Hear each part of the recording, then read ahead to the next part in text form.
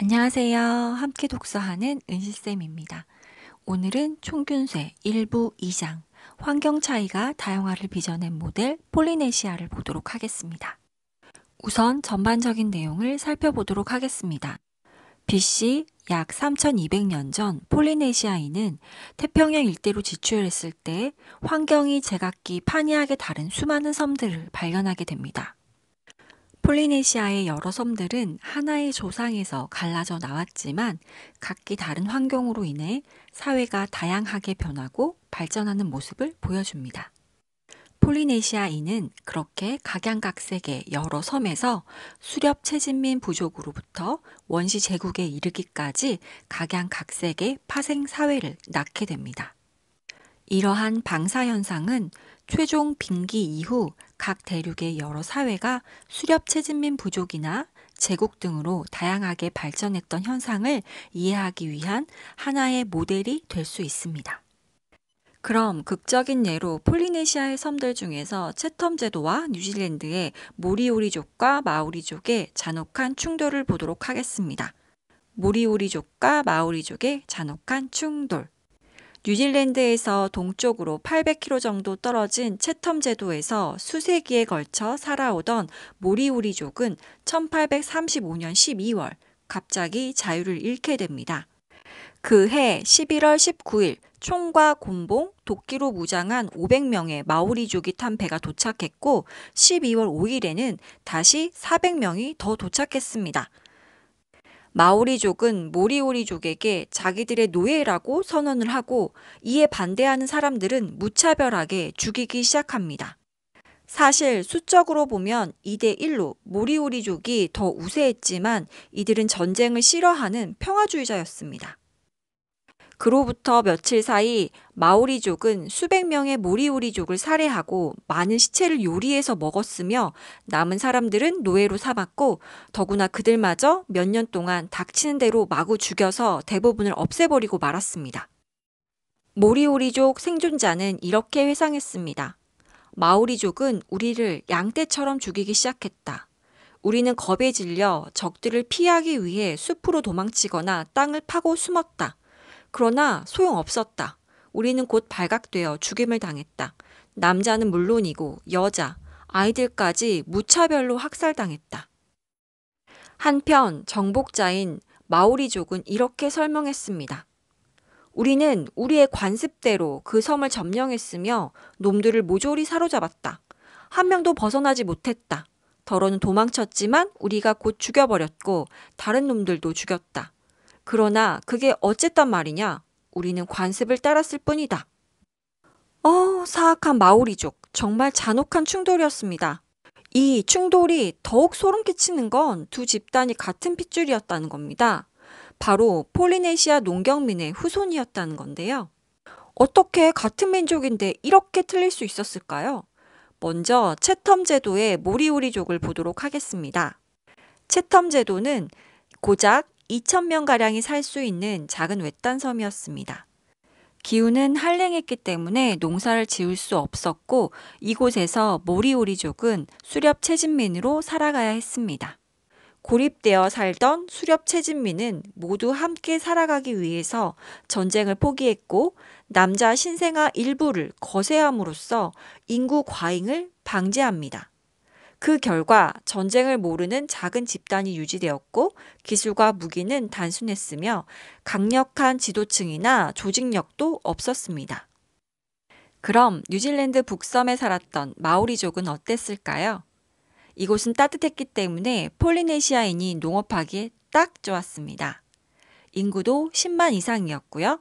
국지적으로 인구 밀도가 높아서 격렬한 전쟁이 만성적으로 되풀이되는 조밀한 농경민 사회를 이룹니다.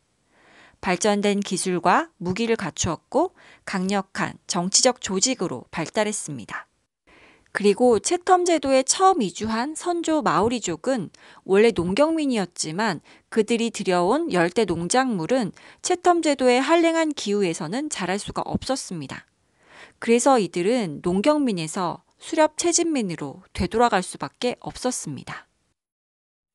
이렇게 모리오리족과 마오리족은 각각 다른 환경에 의해서 변화했고 두 부족의 충돌 결과는 참혹했습니다. 자, 옆에 보시면 폴리네시아의 여러 섬들이 보이는데요. 이렇게 노랗게 표시된 여러 섬들은 단 하나의 조상을 가지고 있습니다. 바로 폴리네시아인입니다. 폴리네시아인들은 이렇게 많은 섬 속에서 또 어떤 환경의 차이로 어떤 변화를 겪었을까요? 이제 폴리네시아의 다양한 환경적 변수를 알아보도록 하겠습니다. 환경적 변수로 첫 번째, 섬의 기후를 보겠습니다. 폴리네시아 대부분의 섬이 적도 부근에 위치해서 무더운 열대 혹은 아열대성 기후에 속했지만 뉴질랜드의 대부분 지역은 온대, 채텀 제도 및 뉴질랜드 남섬 남부는 한랭한 아남극성 기후에 속합니다. 하와이 섬은 산이 높아서 고산 생식지도 있었고요. 간혹 눈이 내리기까지도 했습니다. 두 번째, 섬의 지질적 유형. 뉴질랜드는 곤드와나 대륙의 파편으로 오래전에 생성되었고 지질적으로 다양하며 광물 자원이 풍부합니다. 뉴질랜드를 제외한 큰 섬들은 대부분 바다에서 솟아오른 화산섬이었습니다. 세 번째, 해양 자원 보겠습니다. 폴리네시아 대부분의 섬들은 얕은 물과 암초로 둘러싸여 있으며 환초 때문에 초호가 형성되어 있는 섬이 많습니다. 그래서 물고기, 조개류가 풍부합니다. 반면 해안이 암벽으로 이루어진 곳도 있고요. 해저면 경사가 가파르고 주변에 산호초가 없어서 해산물 생산량이 떨어지는 곳도 있습니다. 이 환초는 여기서 보시면 이게 환초인데요. 화산섬에 산호가 자란 뒤 섬이 침강하면 고리 모양만 남은 산호초가 있는데요. 이게 바로 환초입니다. 열대바다에 많다고 합니다. 네 번째, 면적을 보겠습니다. 폴리네시아에서 가장 작은 섬은 아누타 섬으로 이 섬은 0.4제곱킬로미터밖에 안 되고요. 반면 뉴질랜드 섬은 약 27만 제곱킬로미터로 소대륙이라 불릴 만큼 큰 섬도 있습니다. 다섯 번째, 지형적 분열. 마르티즈 제도와 같은 일부 섬에서는 높은 능선, 가파른 절벽 때문에 거주 지역이 여러 개의 골짜기로 분리됐고요. 반면 통가 제도, 이스터 섬 등은 지형이 완만하고 통행에 장애가 없었습니다. 마지막 여섯 번째, 고립성. 이스터 섬, 채텀 제도는 크기가 작고 다른 섬들로부터 멀리 떨어져 있었으므로 고립되기 쉬웠고요. 기타 대부분의 섬들은 나름 빈번하게 접촉하는 편이었다고 합니다. 지금까지 폴리네시아 섬들의 다양한 환경적 변수를 알아보았습니다. 그럼 이 환경적 변수는 폴리네시아 사회를 어떻게 변화하고 발전시켰을까요? 세 파트로 나눠 확인해 볼 텐데요. 우선 환경 요인에 따라 먹거리의 작물화 방법은 어떻게 달라졌는지 살펴보도록 하겠습니다. 초기 폴리네시아 섬들에는 날지 못하는 대형 조류가 많았습니다. 뉴질랜드의 모아새, 하와이에 날지 못하는 거위 등이 있었는데요. 이들은 대부분 식량 공급원으로 멸종되고 맙니다. 폴리네시아인의 선조들은 세종의 가축화된 동물, 돼지, 닭, 개들을 들여왔지만 그 외에 다른 동물들을 가축화시키지는 못합니다. 이 세 종의 가축은 간헐적 먹거리만 제공했을 뿐 이들은 주로 농업에 의존합니다. 물론 기후에 따라 뉴질랜드 남섬 채텀 제도 정착민은 수렵 채집민으로 살아가야 했습니다. 그 외의 섬에서는 타로토란, 참마, 고구마, 빵나무 열매, 바나나, 코코넛 등을 중심으로 농업에 의존하게 됩니다. 이제 두 번째로 인구 밀도가 폴리네시아의 정치, 경제, 사회의 다양화에 미친 영향을 보도록 하겠습니다. 환경에 따라 먹거리 변동이 심했기 때문에 인구 밀도 역시 크게 달라졌습니다. 채텀 제도는 1제곱마일당 5명이 살았지만 아누타 섬은 1제곱마일당 1,100명이나 살았습니다. 네, 이렇게 인구 밀도도 다양했고요. 그리고 인구 밀도, 섬의 면적, 지형적 분열이나 고립성에 따라서 정치적 단위의 면적이 달라집니다. 정치적 단위의 인구 규모는 인구 밀도와 더불어 폴리네시아의 기술 및 경제적, 사회적, 정치적 조직에 영향을 미칩니다. 인구 밀도가 높으면 전체 인구의 일부만 농경민이 되었고 이들은 잉여 농산물을 수확했습니다. 그래서 비생산자들, 즉 추장, 사제, 관료, 무사 계급들을 먹여 살릴 수 있었던 거죠. 면적이 넓고 인구가 밀집될수록 전문화 정도도 커졌고요. 그래서 다양한 기술자들이 나타납니다. 카누 기술자, 항해 전문가, 석공, 새사냥꾼, 문신 기술자 등도 나타났다는 거죠. 그로 인해 사회적 복잡성도 다양해졌습니다. 이렇게 인구가 밀집되고 더 큰 정치적 단위에서는 추장에게 더 많은 권력이 집중됐습니다. 정치적 복잡성은 통가와 하와이에서 극에 달했는데요. 이 섬들은 주변 섬들을 장악하고 제국으로 성장할 수 있었습니다. 반면 채텀 제도와 환초섬은 추장의 권위가 매우 약했고 모두가 참여하는 토론 방식으로 의사결정을 내렸다고 합니다. 그럼 마지막으로 도구를 비롯한 유형 문화의 요소들을 보도록 하겠습니다. 각지에서 구할 수 있는 재료가 달랐기 때문에 명백히 각 섬들은 서로 다른 유형 문화를 이룹니다. 환초섬, 채텀 제도는 인공 유물이 비교적 작고 단순했습니다.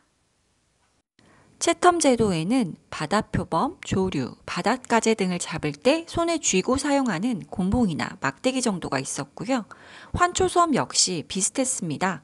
단순한 인공 유물들이 발견됐고 건축물은 고작 오두막집 뿐이었다고 합니다.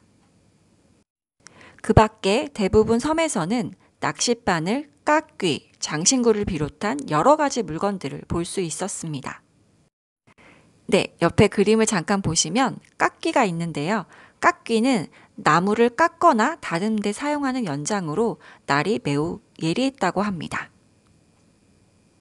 폴리네시아에서 생산된 가장 큰 생산품은 몇몇 섬에서 발견된 어마어마한 석조물인데요. 바로 이스터 섬의 거대 석상, 네, 모아이 석상 엄청 유명하죠.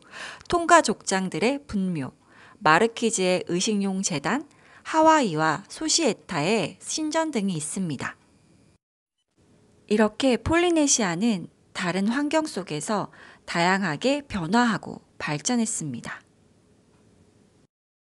지금까지 총균세 1부 2장을 정리해보자면 폴리네시아의 여러 섬들은 동일한 하나의 조상에서 갈라져 나왔지만 각기 다른 환경 요인에 따라서 경제적 전문화, 사회적 복잡성, 정치적 조직, 유역 생산품 등이 크게 다르게 변화하고 발전했습니다. 폴리네시아의 이런 문화적 차이의 범주들은 본질적으로 세계 다른 모든 지역에 나타날 수 있는 개연성을 가지고 있는데요. 각 대륙의 다양화를 야기한 환경적 차이에는 어떤 것들이 있으며 그 결과는 어떠했을까요? 네, 점점 흥미로워지는데요. 이것으로 총균세의 1부 2장을 마치도록 하겠습니다. 다음 이 시간에는 3장 유럽이 세계를 정복한 힘의 원천에 대해서 알아보겠습니다. 함께 해주셔서 감사드리고요. 좋아요, 구독, 알림 설정 부탁드릴게요. 그럼 모두 건강하시고 행복하세요. 안녕.